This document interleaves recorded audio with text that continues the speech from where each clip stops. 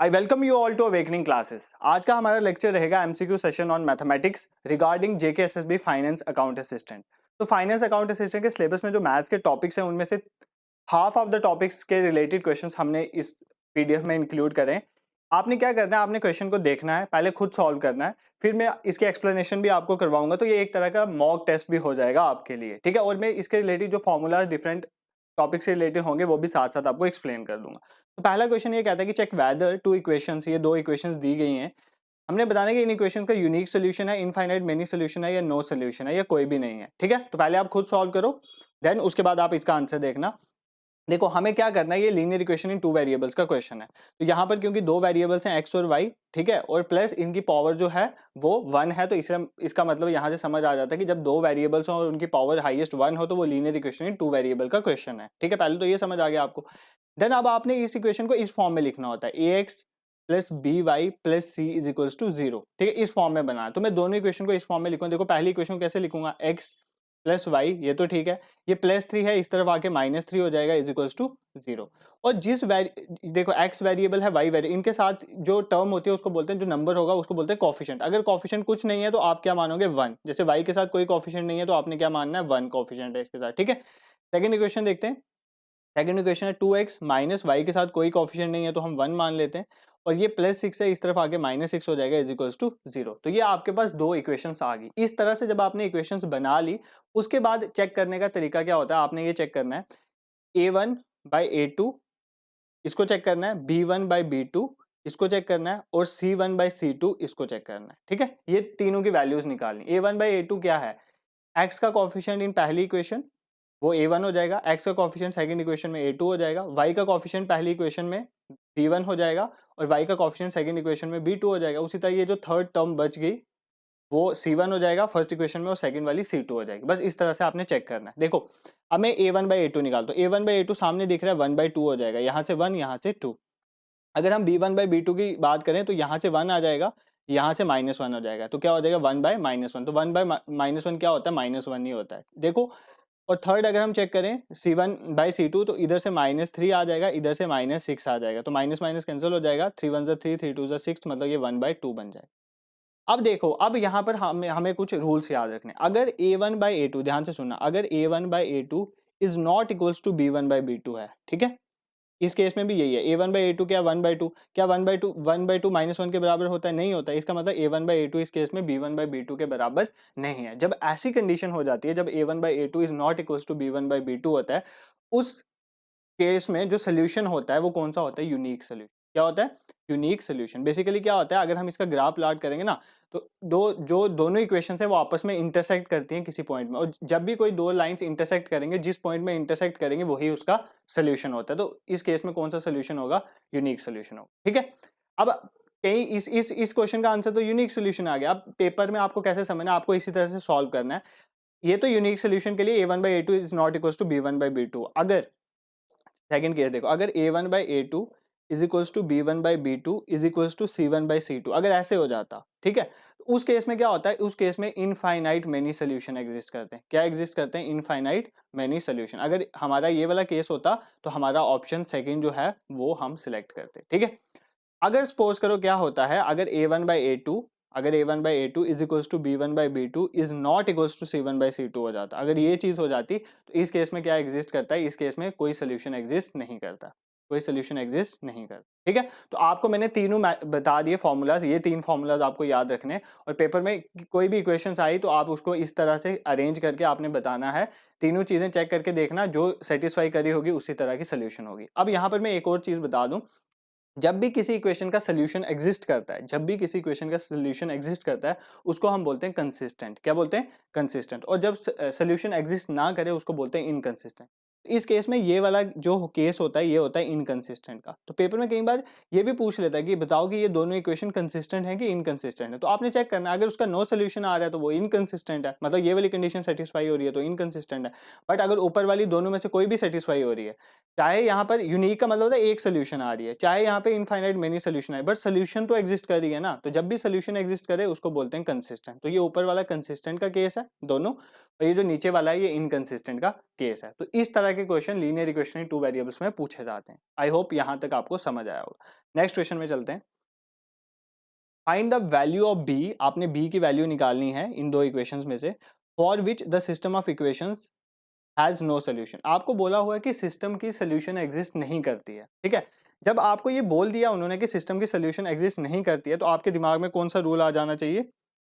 A1 by A2 is equals to B1 by B2 is not equals to C1 by C2। तो ये तो fact है कि जब भी नो सोल्यूशन होता है तो A1 by A2 is equals to B1 by B2 is not equals to C1 by C2, ठीक है। अब हमने वैल्यू ऑफ B फाइंड करनी है। ये देखो इस इक्वेशन में पहली इक्वेशन क्या दी हुई है, 3x plus BY minus 20 is equals to 0, और सेकंड दी हुई है 6x minus 10y plus 40 is equals to 0।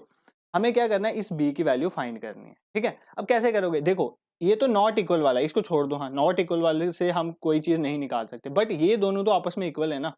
मतलब हमारा A1 बाई A2 अगर हम लेते हैं वो किसके बराबर है, B1 बाई B2 के बराबर। तो यहाँ से A1 क्या आ जाएगा, मैंने आपको बताया A1 क्या होता है, पहली इक्वेशन का x का कोफिशिएंट, तो A1 आ जाएगा 3। A2 क्या हो जाएगा, सेकंड इक्वेशन में x का कोफिशिएंट वो क्या हो जाएगा 6, 3/6। दूसरी तरफ B1 क्या हो जाएगा, पहली क्वेश्चन में y का कोफिशिएंट वो b ही दिया हुआ है जो आपने निकालना है, और सेकंड इक्वेशन में y का कोफिशिएंट क्या दिया आपको -10, तो वो नीचे -10 आ जाएगा। ये दोनों आपस में इक्वल हैं अकॉर्डिंग टू नो सोल्यूशन, ठीक है। अब इसको सॉल्व करेंगे तो ये -10 इधर चल जाएगा तो -30 हो जाएगा, ठीक है, divided by 6 is equals to B, तो 6 5 जा 30 होता है, तो बी आपका कितना आ जाएगा -5। तो इस तरह से आप बी की वैल्यू निकाल सकते हो। तो यहाँ पर माइनस आना है, तो ये इसका ऑप्शन बी करेक्ट हो जाएगा, ठीक है। देखो सिंपल क्वेश्चन है, आपको बस एक फॉर्मूला याद रखना है कि कंडीशंस क्या है, A1 by A2 is not equals to B1 by B2। तो उस केस में यूनिक सोल्यूशन होता है। अगर तीनों बराबर हैं, A1 by A2 is equals to B1 by B2 is C1 by C2, तो कोइंसिडेंट होती है और इनफाइनाइट मेनी सोल्यूशन एग्जिस्ट करते हैं। और अगर A1 बाई A2 ये वाला केस आता है तो नो सोल्यूशन एग्जिस्ट करता है, ठीक है। फिर किसी भी तरह का क्वेश्चन आएगा आप उसको इजिली डील कर लोगे। नेक्स्ट क्वेश्चन में चलते हैं। The graph of x is equals to a, x is equals to a का graph is a straight line parallel to which axis. अगर हम x is equals to a का graph बनाते हैं, देखो यहाँ पर आपको ग्राफ कैसे होता है, ग्राफ को सिंपली समझते हैं। देखो ये हमारे पास आ गया y एक्सिस, ये हमारे पास आ गया x एक्सिस, ठीक है। ग्राफ क्या कह रहा है, x is equals to a, मतलब x पे कोई एक पॉइंट है a और उसके ऊपर ग्राफ बना हुआ है, तो x is equals to a का ग्राफ इस तरह से होता है, ठीक है। a पॉइंट पे x एक्सिस में a पॉइंट के ऊपर एक लाइन लगाई है, तो ये x is equals to a का ग्राफ है।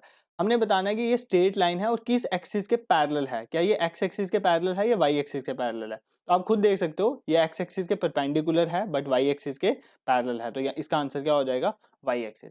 अगर पूछा होता कि the graph of x is equals to a is a straight line perpendicular to which axis, तो अगर परपेंडिकुलर पूछा होता ना, परपेंडिकुलर, तो आप बोलते x एक्सिस, बट पैरेलल पूछा है तो y एक्सिस। तो ये चीजें आपको याद रखनी है, ठीक है।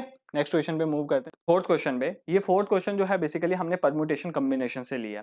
परम्यूटेशन कॉम्बिनेशन में आपको एक चीज याद रखनी है, जब भी हमें चीजों को अरेंज करना होता है, अरेंजमेंट की बात होती है, तो हम कंसेप्ट ऑफ परम्यूटेशन का यूज करते हैं। और जब भी हमें सिलेक्शन की बात होती है, सिंपल हमें चीजों को सिलेक्ट करना हो, तो अब हम कॉम्बिनेशन की बात करते हैं। तो आपने फॉर्मूला पढ़ा होगा NPR का, ठीक है। जब n हमारे पास ऑब्जेक्ट हो, उनमें से r को सिलेक्ट करना हो अरेंजमेंट का ध्यान रखते हुए, तो हम परम्यूटेशन करते हैं। उसका फॉर्मूला होता है n factorial divided by n minus r factorial. और सिलेक्शन के केस में क्या होता है, NCR, वो होता है n factorial divided by r factorial into n minus r factorial, ठीक है।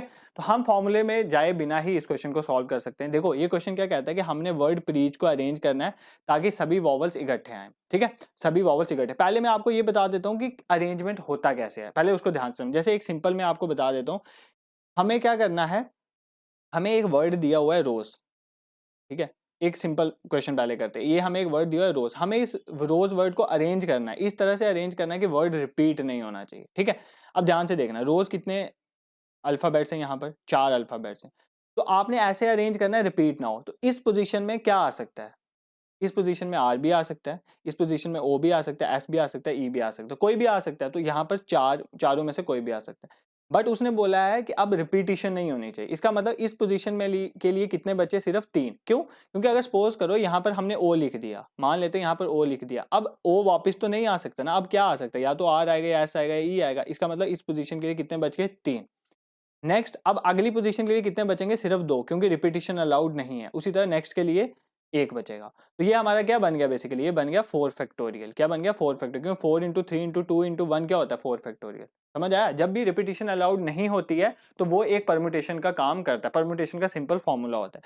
नेक्स्ट, अगर सपोज अगर मैं आपको बोल देता कि रिपीटिशन अलाउड है, इसी अगर आप रोज को डिफरेंट वेज में लिखो, रिपीटिशन अलाउड है, तो पहली पोजीशन में कुछ भी लिख सकते थे आप, रिपीटिशन अलाउड है, दूसरी में भी कुछ भी लिख सकते हो, रिपीटिशन अलाउड है, तीसरे में भी लिख सकते हो, चौथे में भी कुछ लिख सकते हो, ठीक है। तो ये इस तरह से क्वेश्चन होना है। अब इसी कंसेप्ट को यहाँ पर हम यूज करेंगे। देखो अब ये कह रहा है कि प्रीच वर्ड को आपने इस तरह से अरेंज करना है ताकि वॉवल्स जो हैं आपने इकट्ठे रखने हैं। तो वॉवल्स को आपने इकट्ठे रखना है, तो पहले देखो हम वॉवल्स है कौन से हैं इसमें, वॉवल्स कौन से होते हैं, ए ई आई ओ यू। तो यहाँ पर वॉवल्स कौन से हैं, ई और ए। तो हम ई और ए को क्या रखेंगे, इकट्ठे रखेंगे। ध्यान से देखना, मैंने पहले क्या किया, ई और ए को इकट्ठे रख लिया ए की पोजीशन। अब कितनी पोजीशन बच गई, ई और ए तो इकट्ठे हो गया, अब कितनी पोजीशन बच गई, एक दो तीन और चार, तो चार पोजीशन बच गई, एक दो तीन और चार, ठीक है। अब देखो क्या होगा, एक यहाँ पर कितने, यहाँ पर ये बेसिकली ये एक पोजीशन आ गया, यहाँ पर ई और ए में से कुछ भी आ सकता है, इनको मैंने इकट्ठे ले लिया। अब यहाँ पर इसके लिए कितनी जगह बच गई, चार। यहाँ पर इसके लिए कितनी बच गई, तीन, तीन में से कोई भी आ सकता है, यहाँ पर दो और यहाँ पर एक। तो बेसिकली ये बेसिकली क्या था, यहाँ पर पांचों में से रख सकते थे हम, ठीक है, क्योंकि ई और इकट्ठा है ना, उनमें से एक यहाँ पर आ गया। यहाँ पर चार में से कोई भी डाल सकते हो, यहाँ पर तीन में से कोई भी डाल सकते हो, यहाँ पर दो में से कोई भी एक, यहाँ पर एक में से कोई भी डाल सकते हो, एक ही बचा था हमारे। तो ये बेसिकली क्या बन जाएगा हमारा 5 फैक्टोरियल, ये क्या बन जाएगा 5 फैक्टोरियल, ठीक है। क्योंकि देखो ना, जो वर्ड आपने एक बार लिख दिया आप उसको वापस तो नहीं लिख सकते, हमने इसी प्रीच को ही आगे पीछे करना है। बट हमारी शर्त ये थी कि हमने ई वॉवल्स को क्या करना है, इकट्ठे करना है, तो हमने वॉवल्स को इकट्ठे रख दिया। अब नेक्स्ट, ये तो हमारा 5 वर्ड लेटर का बन गया ना, ये तो 5 लेटर का वर्ड बन गया, बट हमें 5 लेटर का नहीं बना, हमें 6 लेटर का बनाना है। वो कैसे बनेगा, जब हमें इस ई ए को भी अब अरेंज करना है। ई ए को इकट्ठा तो हमने रख दिया, अब ये ई ए जहां भी आएंगे आपस में इकट्ठे आएंगे, बट ये ई ए कहीं सेंटर में भी आ सकते हैं, लास्ट में भी आ सकते हैं। तो ई ए को खुद भी अरेंज करना है आप अंदर। ई ए को कैसे अरेंज करेंगे, देखो ई ए को इस तरह से अरेंज करेंगे, पहली पोजीशन में ई ए में से कुछ भी आ सकता है, या ई डालो या ए डालो। तो सपोज करो पहली पोजीशन में ए आ गया, ठीक है, तो दूसरी पोजीशन में आप क्या आएगा, ई। इसका मतलब पहली में दो आपके पास हैं कि आप दोनों में से कुछ भी रख सकते हो, और दूसरी पोजीशन में बट आपके पास क्या बचा, अब एक ही, क्योंकि अगर पहली पोजीशन में आपने ए रख दिया है तो दूसरी पोजीशन में आप ई रखोगे। इसकी इंटरनल अरेंजमेंट क्या होगी, 2 फैक्टोरियल, ठीक है। पूरे की अरेंजमेंट क्या थी, 5 फैक्टोरियल। देखो यहाँ पर 5 ही थे ना, जब आपने ई ए को इकट्ठे कर दिया तो कितने बचे, एक दो तीन चार और पांच, तो ये 5 फैक्टोरियल। और इसकी ई ए की इंटरनल अरेंजमेंट 2 फैक्टोरियल, तो ये आपका आंसर क्या आ जाएगा, 5 फैक्टोरियल इंटू 2 फैक्टोरियल। अब आप इसको सॉल्व कर सकते हो। 5 फैक्टोरियल क्या होता है, 5 इंटू 4 इंटू 3 इंटू 2 इंटू 1, और 2 फैक्टोरियल हो गया 2 इंटू 1। तो 5 4 ज़ा 20, 23 ज़ा 60, 62 ज़ा 120, 122 ज़ा 240। तो आपका आंसर क्या आ जाएगा, 240, ठीक है। तो सिंपली आपने इस तरह से चीजों को अरेंज करना है। आपने उनको क्या करना है कि आपको जो क्वेश्चन में पूछा गया है, अगर रिपीटिशन अलाउड नहीं है तो आपने सिर्फ फैक्टोरियल वाला कंसेप्ट वहां पर लगाना है। तो यहाँ पर भी रिपीटिशन अलाउड नहीं है, क्योंकि उन्होंने बोला है कि अरेंज करना है so that all vowels come together. ये नहीं है कि आप इस तरह से अरेंज करना है कि वॉवल्स इकट्ठे आने चाहिए, लेटर्स तो सेम रहेंगे, तो वॉवल्स को पहले आप इकट्ठे ले लो, ठीक है। जब वॉवल्स को आपने इकट्ठे ले लिया, इसको इकट्ठा कंसिडर किया, तो अब आपके पास 5 पोजीशन बच गई, तो 5 फैक्टोरियल आ गया। अरेंजमेंट इंपॉर्टेंट है। अब ई ए को आपने अपने अंदर भी अरेंज करना है, तो इसको अरेंज करने के लिए 2 फैक्टोरियल, तो आपका आंसर आ जाएगा 5 फैक्टोरियल इंटू 2 फैक्टोरियल, ठीक है। इस तरह से आपने परम्यूटेशन कॉम्बिनेशन के क्वेश्चंस को सॉल्व करना है। हम ऐसा एक और क्वेश्चन देख लेते हैं, तो आपकी सिंप्लीफिकेशन के लिए इजी हो जाएगा। देखो ये क्वेश्चन देखो, हाउ मेनी कॉर्ड्स, ठीक है। कॉर्ड्स क्या होता है, कॉर्ड्स सर्कल के अंदर एक सर्कल है, सर्कल के अंदर किन्हीं भी दो पॉइंट्स को अगर हम ज्वाइन करते हैं सर्कल के अंदर, जो एंड टू एंड टच कर रहे हैं, तो वो एक कॉर्ड बनाते हैं। इस तरह से भी हो सकते हैं, इस तरह से भी, ये सब क्या होती है, कॉर्ड। आपको पता है डायमीटर जो है वो लॉन्गेस्ट कॉर्ड होती है, जो सेंटर से क्रॉस करती है। क्वेश्चन में कहता है how many chords can be drawn through 20 points on a circle. एक सर्कल है, उसके ऊपर 20 पॉइंट्स हैं। कितने पॉइंट्स हैं, 20 पॉइंट हैं।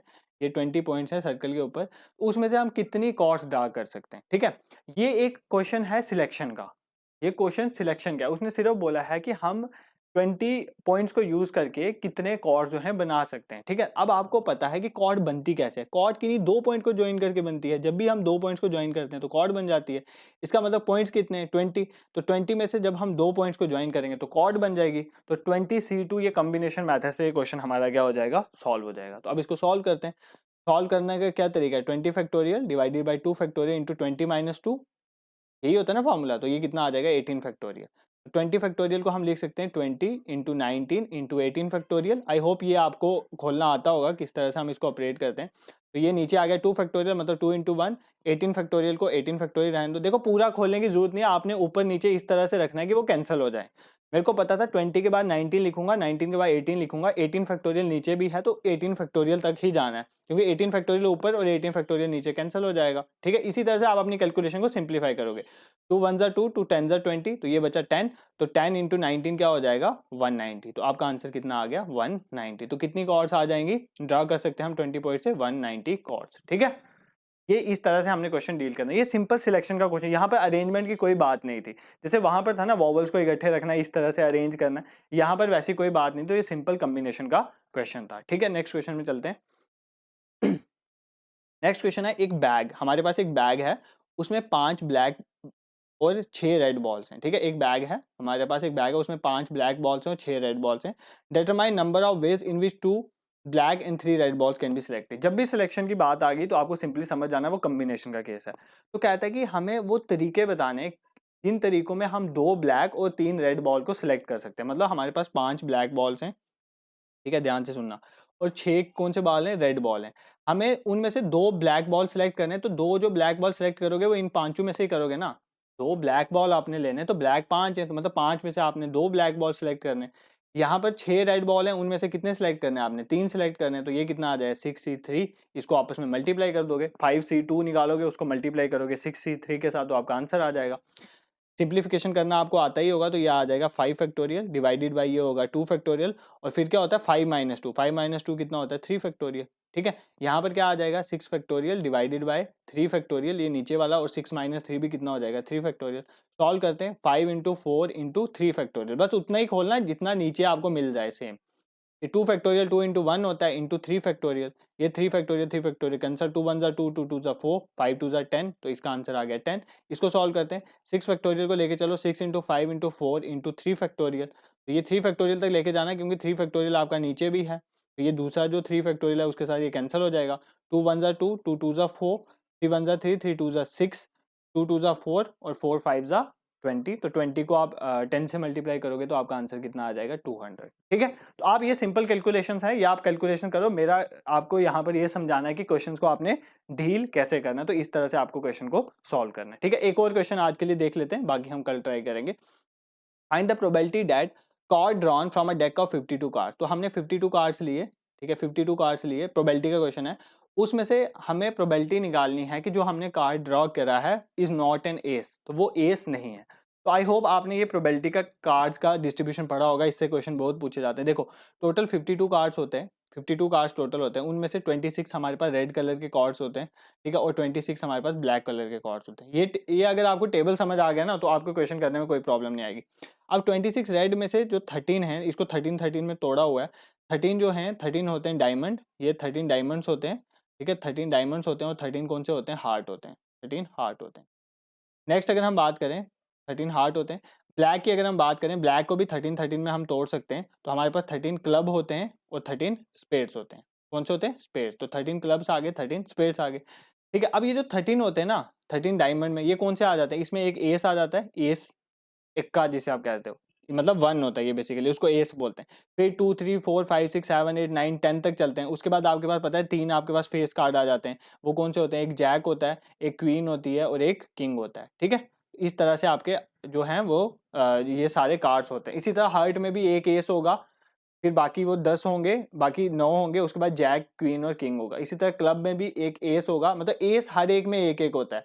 डायमंड में भी एक एस होता है, हार्ट में भी एक एस होता है, क्लब में भी एक एस होता है और स्पेड में भी एक एस होता है। इस तरह से कार्ड्स की डिवीजन है। टोटल 52, 26 रेड, 26 ब्लैक, रेड में 13 डायमंड, 13 हार्ट होते हैं, हर एक में एक एस होता है, सभी में एक एस होता है, और एक जैक होता है, एक क्वीन होती है और एक किंग होता है। ठीक है, इसका मतलब टोटल एस कितने हुए हैं। देखो आपने प्रोबेबिलिटी बतानी है कि 52 कार्ड में से एस नहीं होना चाहिए, एस नहीं होना चाहिए। पहले आप देखो एस की प्रोबेबिलिटी कितनी है। आप एस की प्रोबेबिलिटी देख लोगे ना, तो आपने ये फॉर्मूला पढ़ा होगा, जब आपको एक चीज की प्रोबेबिलिटी पता है उसको 1 से माइनस कर दो तो आपको उसके ना होने की प्रोबेबिलिटी पता चल जाती है। ठीक है, आपके यहाँ पर आपके यहाँ पर आने के चांसेस अगर 30% हैं, ठीक है, परसेंटेज में बात करें तो अगर आपके ना आने के चांसेस कितने हो जाएंगे, 100 में से 30% को माइनस कर दो 70%, 100% को हम 1 कंसीडर करते हैं, तो अगर आपके आने के चांसेस 1/3 हैं तो आपके ना आने के चांसेस क्या होंगे, 1 - 1/3, सिंपल। तो इसी तरह आप प्रोबेबिलिटी निकाल दो एज की, एज के होने की प्रोबेबिलिटी निकाल दो, तो होने की निकल गई तो 1 से उसको माइनस कर देंगे, वो ना होने की प्रोबेबिलिटी मिल जाएगी, ठीक है। तो इस तरह से हमने इस क्वेश्चन को डील करना है।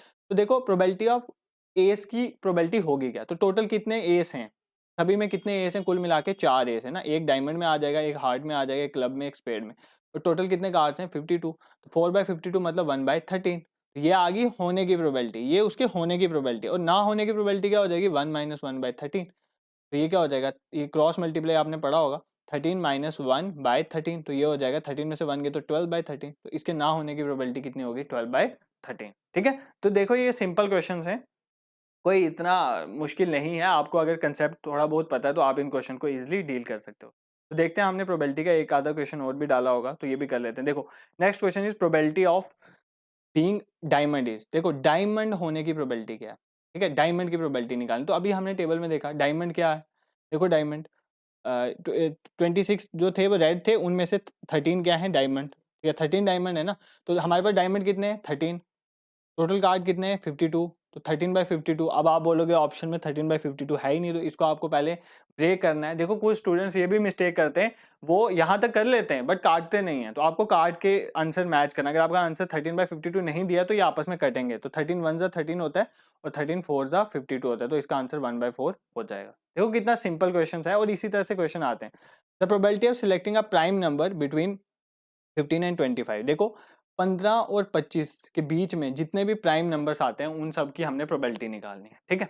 अब 15 और 25 के बीच में प्राइम नंबर आते कौन से, पहले वो देखना है, उससे पहले आपको प्राइम नंबर पता होना चाहिए। प्राइम नंबर वो होता है जो सिर्फ 1 के टेबल में आए और अपने टेबल में आए, मतलब और किसी से वो डिवाइड ना हो, ऐसे नंबर को बोलते हैं प्राइम नंबर।